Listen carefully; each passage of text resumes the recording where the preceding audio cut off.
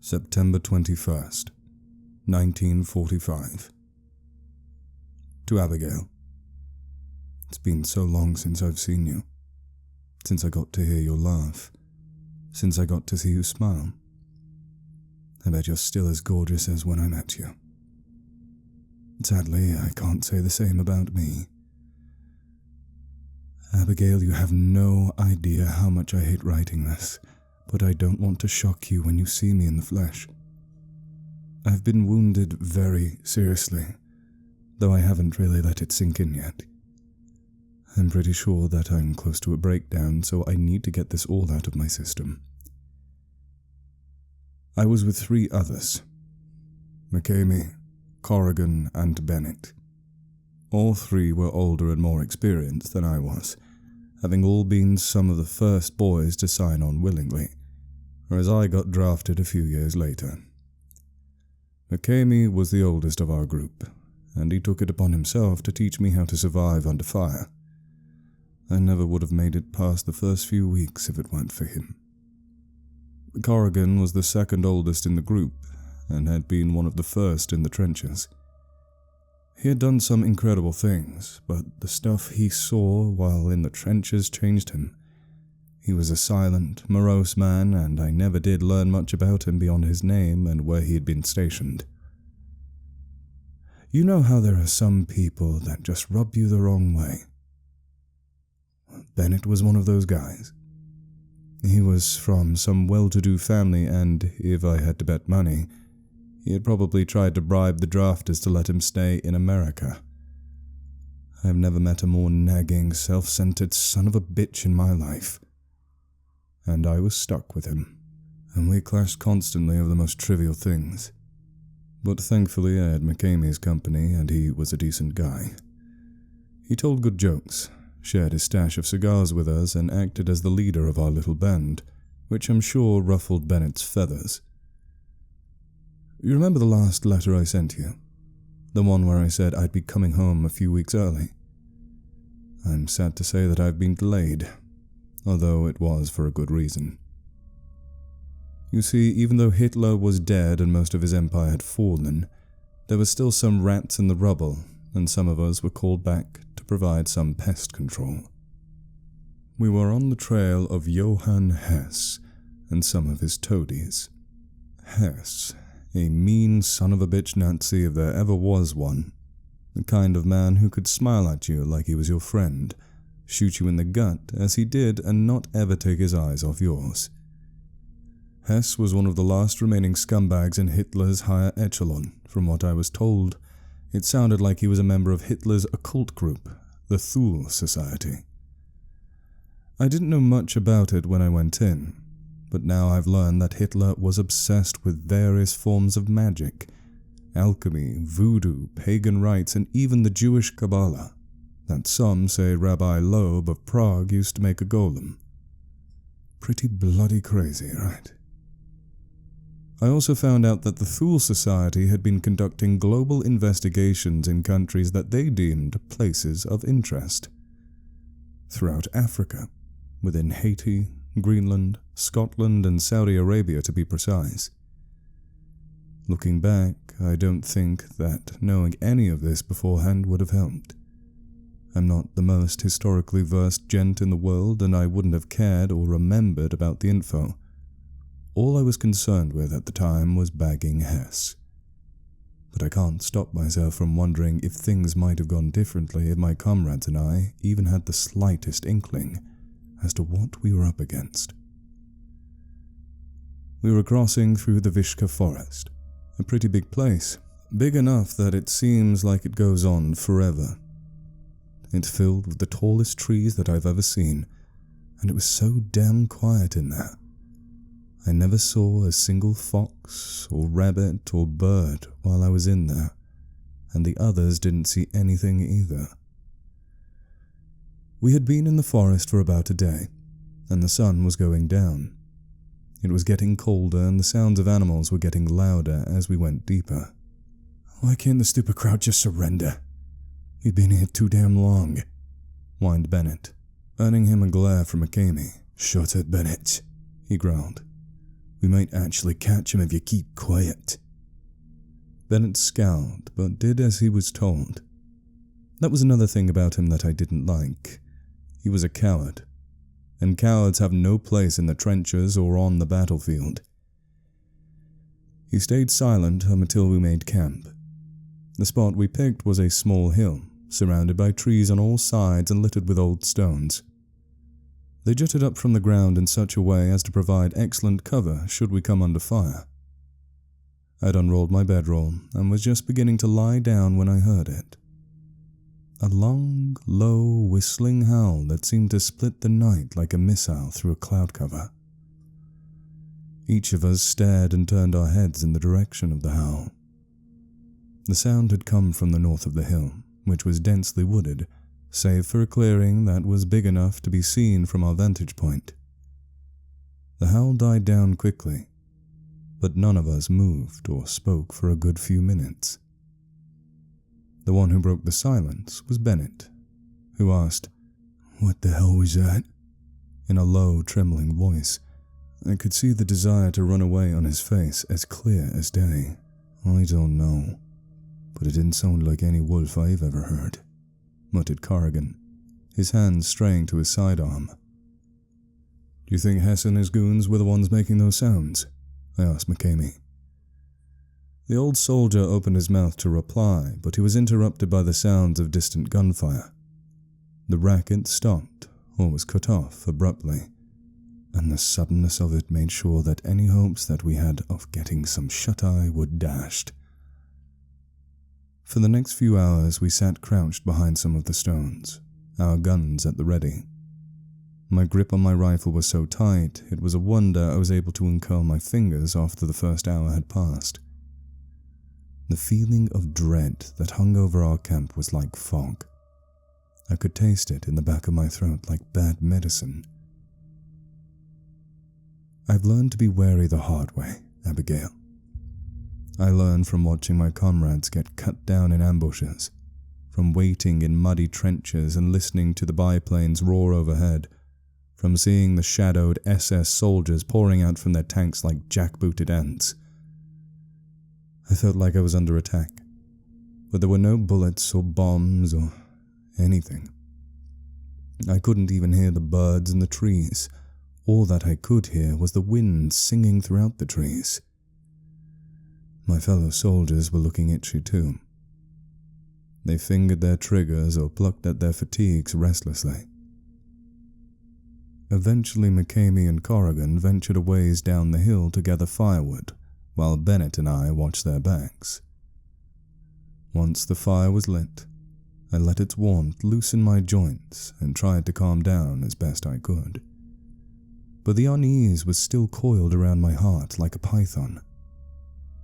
I decided to get up and pace the camp, letting the fire's glow illuminate my path.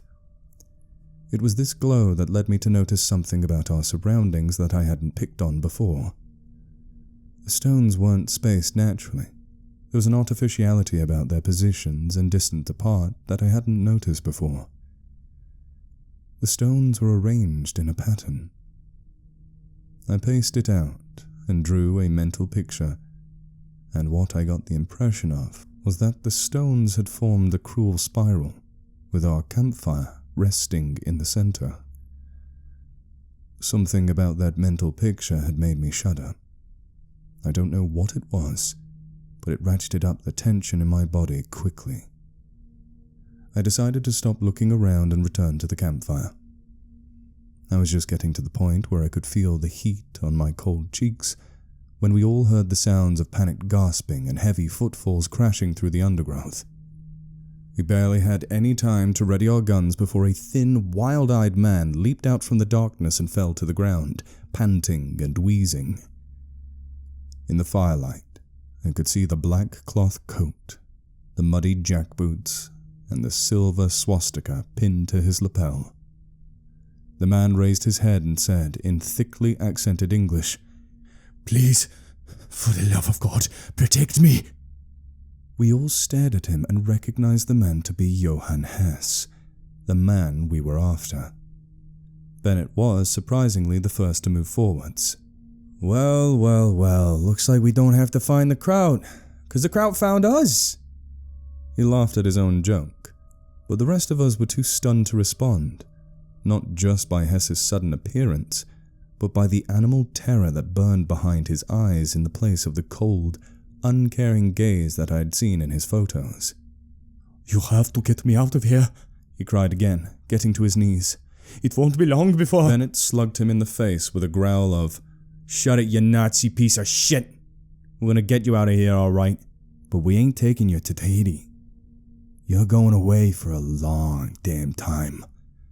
"I don't care," shouted Hess, ignoring the blood running down his face. "It's coming." "What's coming?" asked McCamey, intervening before Bennett could hit him again. He crouched next to the terrified man and repeated the question in a calm voice.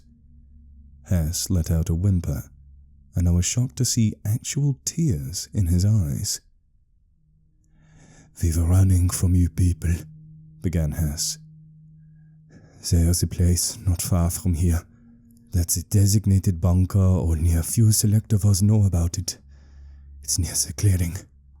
"Who else is with you?" asked McCamey, his voice still soft.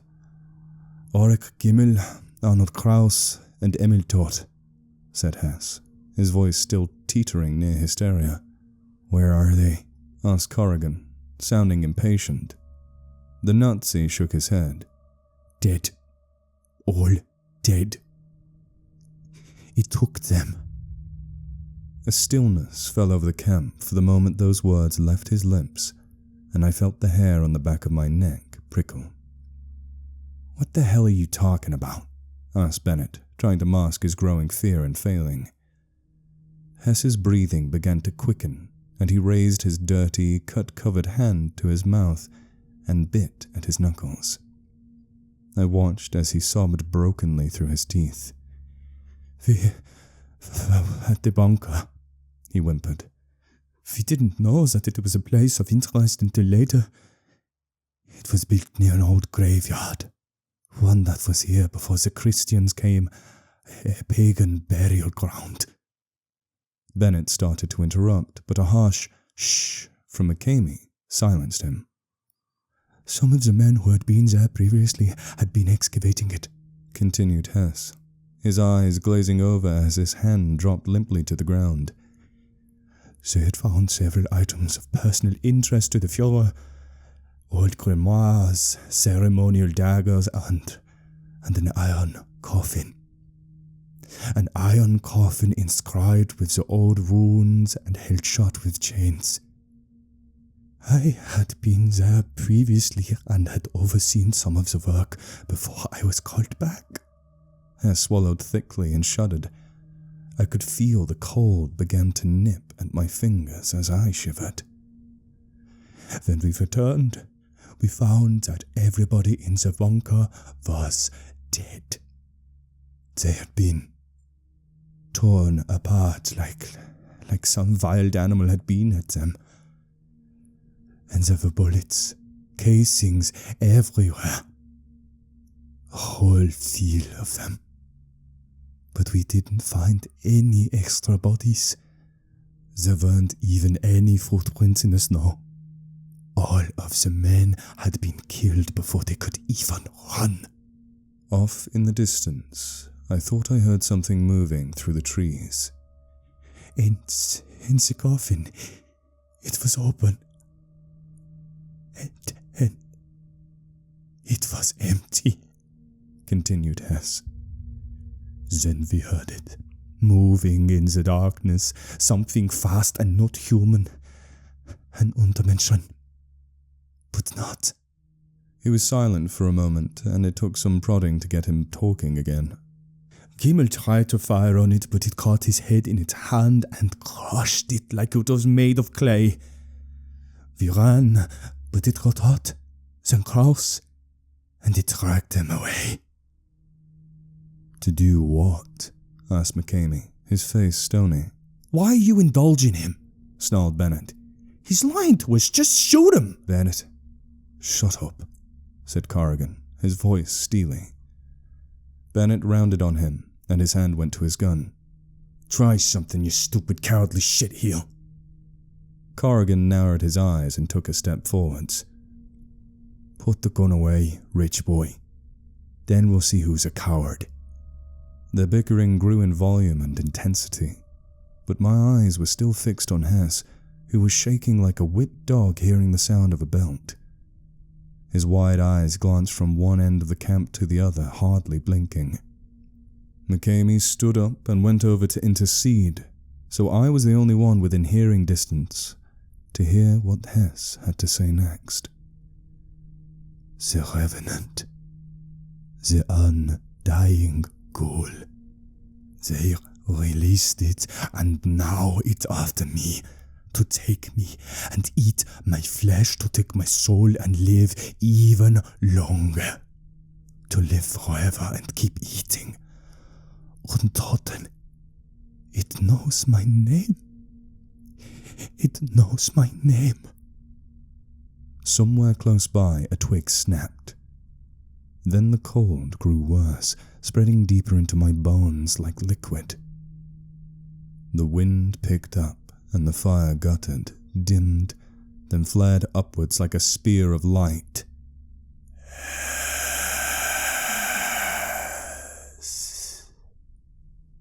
The voice came up into the camp from all sides, coming in on the cold breeze that stirred the thin branches of the trees and made the leaves rustle. Despite the noise, the voice was still distinct above all else. It was chilling. The voice was so lonely and yet so angry. It made me want to run as fast as I could away from the camp.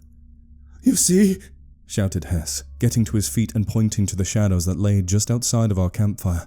It's here. It came for Kraus, it came for Gimmel, it came for Todd, and now it's coming for me. Mein Gott im Himmel, it's almost here. Corrigan grabbed the Nazi and threw him to the ground as the rest of us rose to our feet and readied our guns, training them at the deep darkness around us. There was a moment of silence in which I could hear nothing but my own heartbeat. Then the sound called out again, closer, but still impossible to pinpoint. Hess. Bennett, still hot from his argument, was the first to fire, letting off a spray of lead that was swallowed up by the darkness. Bennett kept firing until his gun clicked empty, and by that time he was soaked in sweat, and his eyes were wild.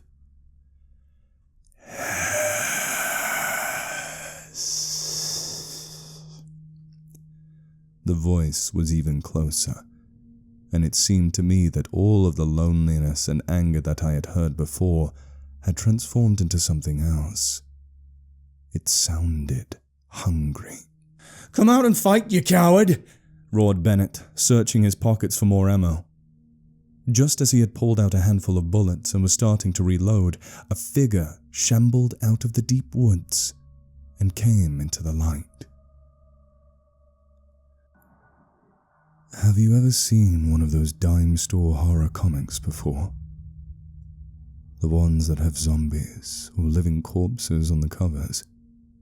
Those illustrated monsters are as good as I could get to a comparison of the creature that came into our camp that night. It was tall and dressed in tattered rags which flapped around its gaunt body in the wind. Its skin was all dried out like brown leather and wrinkled like old newspaper. Its lips were shriveled away into nothing, and its teeth were white, far too white to belong in something that had been dead for so long.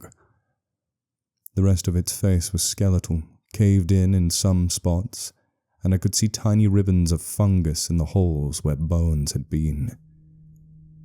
It didn't have eyes either. Just two deep, dark sockets that stared ahead into space, but despite this, I got the feeling that it could see fine. It took everyone a minute for what we were seeing to fully sink in, and by then the Revenant had already made its way into the heart of the camp. Bennett was the first one to scream, and his screaming jolted us out of our horrified stupor, McCamey, Corrigan, and I all aimed our guns at the thing and fired. The bullets tore through the Revenant in tiny flurries of dust, but it kept coming. Hess, it said, opening its lipless maw and pointing a withered finger at the cowering Nazi, who broke out into what sounded like a prayer. Corrigan was the first to run out of bullets, and when that happened, he opted to try attacking it with his Bowie knife. He unsheathed it and ran at the Revenant, bringing it up and then down in a deadly arc as he could. The Revenant caught the knife with one hand and tore it free from Corrigan's grip. The sound of his fingers snapping like sticks echoed across the camp. Corrigan howled in agony and fell to his knees, and I could see the blood gushing from the pulped mess that had once been his hand. Then the Revenant grabbed Corrigan by the scruff, hauled him up off the ground with one hand, and threw him, still screaming, into the fire. I can still smell his hair burning. Bennett was the next to die. The Revenant simply lashed out with one hand and broke the poor bastard's neck. That left me, McCamey, and Hess. The Revenant moved closer, still hissing Hess's name. McCamey fired off a few more shots at close range, but the bullets still had no effect on it. So he reached for one of his emergency flares, probably hoping to light the living corpse on fire. But Hess moved quicker. He reached around and unsheathed McCamey's knife, and then he held it to his throat. Turning to me, he barked, "Stop that monster, or your friend dies!" What could I do? I couldn't let my only real friend in this godforsaken country die. So I reached out and took the flare from his belt. Then I lit it up and faced the undead monster. The Revenant was close enough now for me to see the atrophied muscles beneath its leathery hide move and contract. Its breath fell upon me, and it was so cold it burned. Then it opened its mouth once more, and said, in that awful, whispering hiss of a voice, "John." Screaming in terror and horror, I lifted the flare up and threw it as hard as I could. The red flame made contact with the dried rags that clung to the Revenant's body, and they burst into flame. But the Revenant kept coming. Even as smoke began to drift up through its hollow eyes and rotted mouth, even as its bloated stomach popped like a blister and spilled the slime-encrusted remnants of its last meal, even as it reached out for me. The last thing that I felt before passing out was its hard, bony hand pressing against my face, and the flames searing my skin.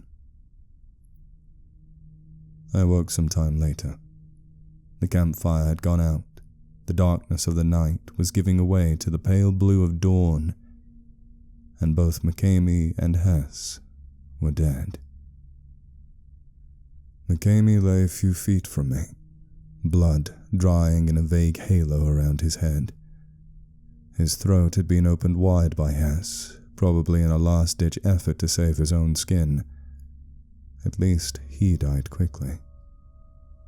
I found Hess, or what was left of him, hanging from a stake amidst the cold embers of the campfire. His body had been torn apart, and what hadn't been taken had been placed inside a crude bag made from his own pale skin. The Revenant was gone, with only a few smoldering footprints and some charred scraps of desiccated flesh to mark its presence in the first place. My face felt like it'd been doused in hot grease, and it was only after I managed to stumble back to civilization that I saw what the Revenant had given me in retaliation for standing in the way of its prey. Abigail. The Revenant burned its handprint onto my face. The doctors say that the scarring won't be too bad, but it's still noticeable, and it still throbs with pain. Sadly, I can't get any skin grafts, as the doctors say that they won't have the equipment to do the procedure. I hope you can still be with me, even with this scar. Something tells me that I'll be needing your company for a very long time. I can still hear the Revenant's call sometimes, when it's the dead of night and I'm trying to sleep. I know it was real. I know that I'm not crazy, but I haven't told anyone else but you. Please, please don't tell anyone else. Just wait for me, and when I get back, you can see the evidence for yourself. I love you, Abigail. And that's what's getting me through the night. With deepest love, John Land.